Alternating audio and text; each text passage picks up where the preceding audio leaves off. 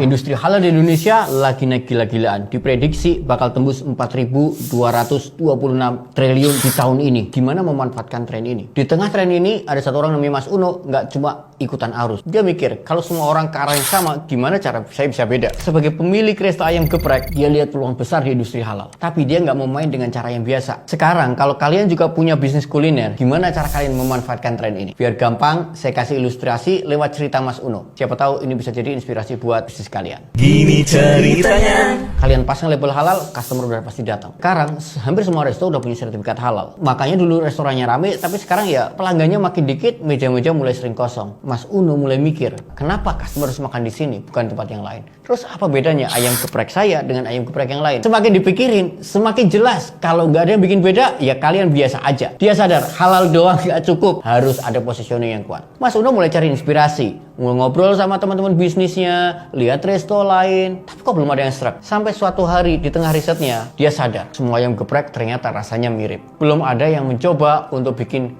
fusion halal yang unik. Citra rasa Timur Tengah belum tersentuh kayaknya di dunia ayam geprek. Dari situlah boom, idenya muncul. Kenapa nggak bikin geprek dengan rempah khas Timur Tengah? Mas Uno langsung eksperimen di dapur. Setelah berbagai macam percobaannya, akhirnya lahirlah geprek bumbu kebuli, kaya rempah dan wangi yang khas. Nasi mandi geprek, perpaduan nasi Timur Tengah dan ayam geprek yang renyah. Dari sini lahirlah konsep baru, geprek Timur Tengah. Geprek dengan sentuhan rempah khas yang bikin pengalaman makanan itu jadi lebih berkelas. Ngikutin tren aja itu nggak cukup. Kalau nggak ada positioning, bisnisnya cuma numpang lewat doang. Mas Uno nggak sekedar jual ayam geprek, dia bikin kategori baru, geprek Timur Tengah, sensasi rempah premium yang belum ada di pasaran. Tren itu teman, tapi buat yang siap. Tanpa positioning, kamu bakal tenggelam di lautan persaingan.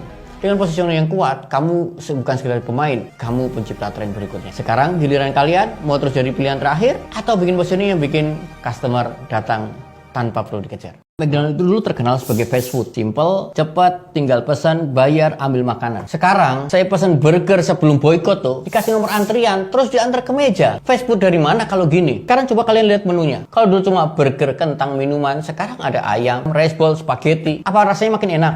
Ya kalau buat saya sih standar aja, nggak enak banget sih. Banyak pebisnis itu mikir kalau tambah produk itu tambah untung. Salah besar. Makin banyak yang kalian jual, makin lemah brand kalian. Kalau McDonald's aja bisa kehilangan identitas karena kebanyakan produk. Gimana dengan bisnis kecil yang dari awal udah jual segalanya? Gini ceritanya. Ternyata bukan cuma brand besar loh yang ngalamin kayak gini. Banyak warung yang dari awalnya rame banget karena spesialis satu menu, tiba-tiba nambahin jadi segala-galanya. Kalian pernah lihat nggak warung yang awalnya cuma ayam geprek, rame banget, bisnisnya jadi lebih simpel, terus tiba-tiba nambah menu nasi goreng, boba, kebab, dimsum, dan lain-lain, malah jadi ribet. Harapannya sih biar makin rame, makin banyak pelanggan. Tapi yang terjadi sebaliknya. Pertama, customer jadi bingung, jualan ayam geprek atau jualan apa? Dua, kualitas jadi turun karena ngejar banyak menu, nggak ada yang benar-benar jadi spesialis dan khas spesial. Yang ketiga, operasional udah pasti makin ribet. Dulu bahannya cuma ayam dan sambal, sekarang harus stok boba, keju, saus kebab. Hasilnya stok numpuk, makin boros modalnya. Terakhir paling fatal, brand kalian nggak kuat,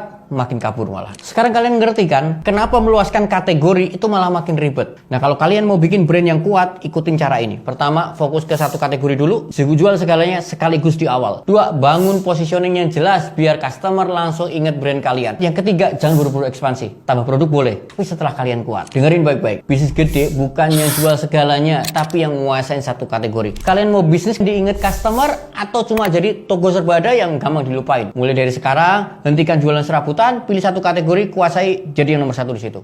Kenapa sih Starbucks itu bisa gede? Kenapa McDonald's juga jadi raksasa? Kalau kalian berpikir mereka itu jual produk yang banyak banget dari awal seperti sekarang, kalian salah. Dulu Starbucks cuma jual biji kopi, McDonald's cuma jualan burger dan kentang. Mereka baru ekspansi menu-menunya setelah brandnya itu kuat. Karena bandingin sama teman-teman UKM, kenapa banyak yang dari awal pertama kali berdiri sudah jual segala macam produk? Ada yang mulai bisnis langsung jual ayam geprek, es kopi, roti bakar, boba, donat, dan lain-lain. Harapannya makin banyak jualan, makin untung. Tapi mereka lupa satu hal. Gini ceritanya. Bukan makin rame, tapi makin ribet. Pelanggan customernya bingung, brandingnya nggak jelas, modal nyangkut, stok mati. Akhirnya tutup deh. Starbucks itu butuh bertahun-tahun sebelum jual makanan. McDonald's awalnya cuma jualan 11 item produk. Mereka sukses bukan karena jualan banyak produk, tapi karena kuasai satu hal dulu dari awal. Nah, dengerin baik-baik. Kalau kalian mau sukses, jangan tiru gaya mereka sekarang. Tiru strategi awal mereka ketika berdiri. Coba sekarang cek bisnis kalian. Kalian bangun brand atau cuma jual apa aja yang laku? Mau jadi besar, kecilkan fokus kalian.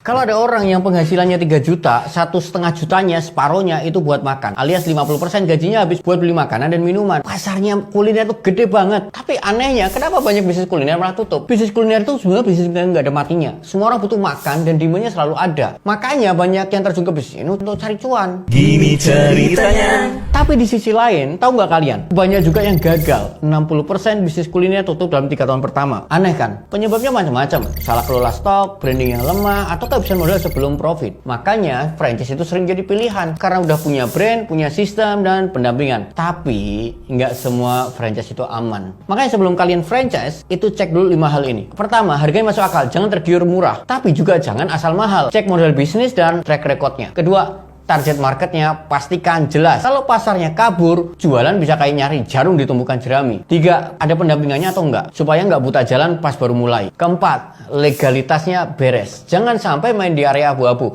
Pastikan aman dari sisi hukum. Yang kelima, sistem jelas dan efisien. Kalau ribet dari awal, ya bakal ribet aja seterusnya. Nah, kalau kalian mau bisnis resto, mendingan franchise atau bikin sendiri? Yuk kita diskusi di kolom komentar. Udah jualan macam-macam, tapi kok untungnya masih segitu-segitu aja. Pagi jualan nasi uduk, siang ayam geprek, sore es jus, malam sate taichan. Tapi kok makin capek, makin ribet, duit tetap syarat. Harusnya kalau jualan produknya banyak, untungnya juga makin banyak kan. Tapi kenapa yang ada malah makin ribet? Gini ceritanya. Modal keikat di barang, produk banyak, stok numpuk, duit nyangkut. Operasional makin ribet, ngatur stok, supplier, karyawan, pusing sendiri akhirnya. Terakhir, branding makin gak jelas. Kalian ini jualan apa sih sebenarnya? Coba kalian lihat, bisnis kecil yang sukses, mereka tuh jualan satu hal, tapi laris manis. Contohnya, warung seafood Tinda itu loh, pinggir jalan, cuma jualan cumi, udang, ikan bakar, tapi tiap malam full. Mereka nggak ikut workshop branding, nggak ikut workshop positioning, tapi ngerti teori marketing, ngerti teori branding, ngerti teori positioning, dan itu cuannya malah jalan. Kenapa? Karena mereka fokus. Positioning itu gimana pelanggan itu ngelihat bisnis kalian. Jualan ayam geprek, tanyain sama diri kalian. Kalau kalian jual ayam geprek, bikin customer ingat brand ayam geprek kalian sepas mereka lapar. Nah, sekarang coba cek bisnis kalian. Masih jualan macam-macam ina itu atau udah spesialis? Ingat, UKM yang fokus lebih cepat sukses.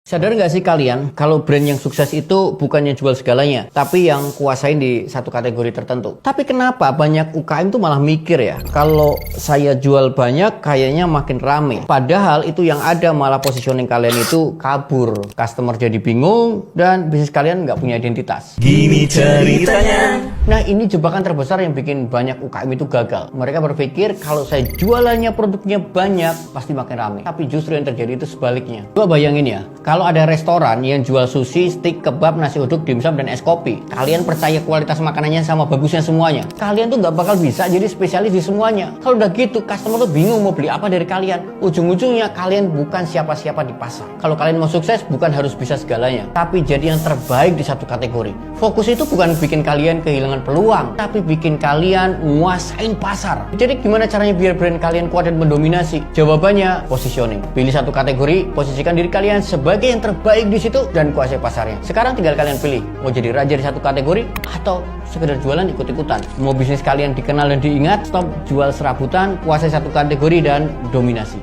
Banyak orang mikir kalau produk bagus itu pasti laku. Padahal kenyataannya kan gak sesimpel itu. Buktinya banyak brand yang sebenarnya punya produk keren tapi gagal dikenal karena mereka nggak bisa ngejelasin apa yang bikin mereka beda sama yang lain. Nah, ini juga yang bikin saya penasaran sama Kemayu. Parfum ini punya konsep yang unik ya, bukan sekedar wangi tapi membawa identitas Nusantara. Andai kata kalau wangi itu bisa ngomong, parfum Kemayu itu pasti ngomong, pasti teriak, ini loh aroma saya khas Nusantara. Buat Mbak Vika, ownernya parfum Kemayu, mengatakan bahwa parfum itu bukan sekedar bau enak tapi juga identitas. Makanya dia bikin parfum ruangan Kemayu itu biar setiap rumah punya vibe khas Nusantara. Kemarin sudah bahas tentang positioning ini. Terus kalau udah nemu positioningnya, apa what next-nya? Gini ceritanya.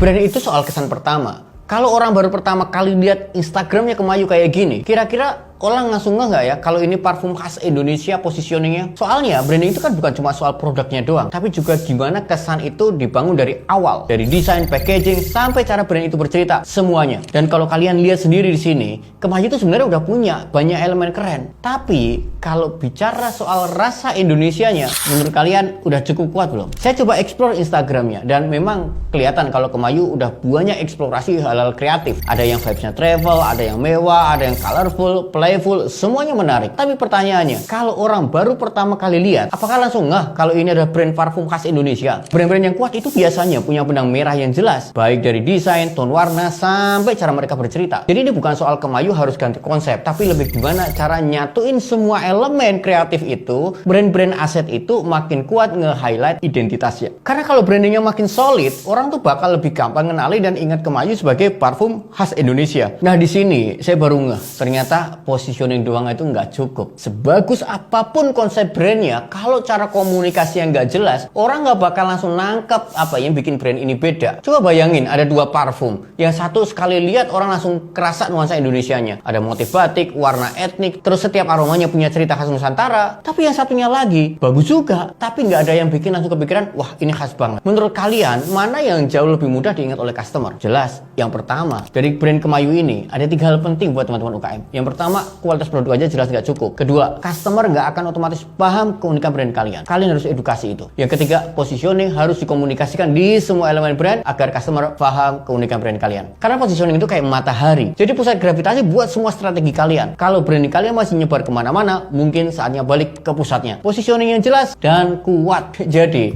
brand kalian udah nemuin nunjukin positioning atau masih abu-abu?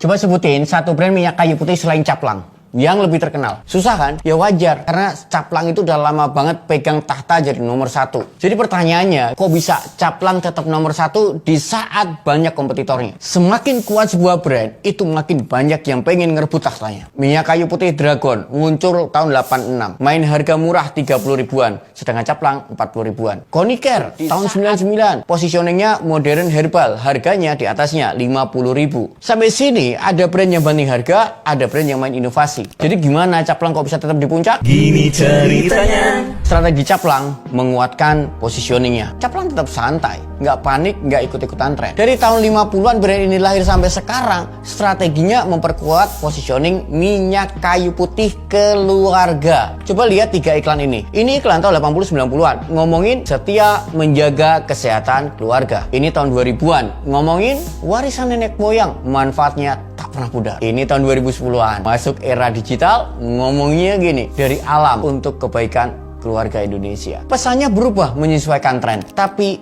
jati diri sebagai minyak kayu putih keluarga tetap dijaga di semua iklannya. Dan hasilnya, brand indeks Caplang masih jauh ninggalin pesaing. Jaraknya pun cukup jauh sekali. Dragon ada di bawah dan Caplang ada di atas. Ini bukti kalau memperkuat positioning, bikin brand tetap jadi dominan, walaupun ada yang lebih murah. Kenapa? Karena mempertahankan positioning sambil mengubah pesan yang relevan, bikin brand itu makin kuat di pikiran dibanding sekedar main harga atau ikutan tren. Dan inilah rule of branding. Pertama, konsisten makin dipercaya. Konsumen itu nggak suka bingung kan? Makanya Caplang dari dulu sampai sekarang konsisten, pesannya jalan terus selama puluhan tahun. Hasilnya brand ini terpercaya lintas generasi. Jadi, bukan sekedar harga murah atau inovasi produk yang bikin Caplang itu tetap jadi nomor 1, tapi fondasi penting dalam brand kuat, konsisten yang bikin brand ini tidak tergoyahkan. Kalau kita balik ke teman-teman UKM, bisa banget contek strateginya Caplang. Kalau kalian punya bisnis apapun, strategi ini bisa dipakai biar brand kalian itu makin kuat. Pertama, pastikan positioning kalian itu jelas. Kalau jual snack, jangan cuma bilang snack murah, tapi spesifik. Misalnya ngomong snack sehat, rendah gula, diet friendly, atau apapun itu. Mau ngikutin tren, boleh aja, tapi pastikan nyambung relevan sama positioningnya. Mau jualan cookies, boleh, tapi jangan cuma asal viral. Tetap harus gluten free dan pakai pemanis stevia agar relevan dengan positioning. Kedua, branding itu harus konsisten. Jangan hari ini jualan snack sehat, besok tiba-tiba snack pedas yang nggak nyambung sama positioningnya. Ini bukan sekedar jualan, tapi bangun brand yang punya arah jelas.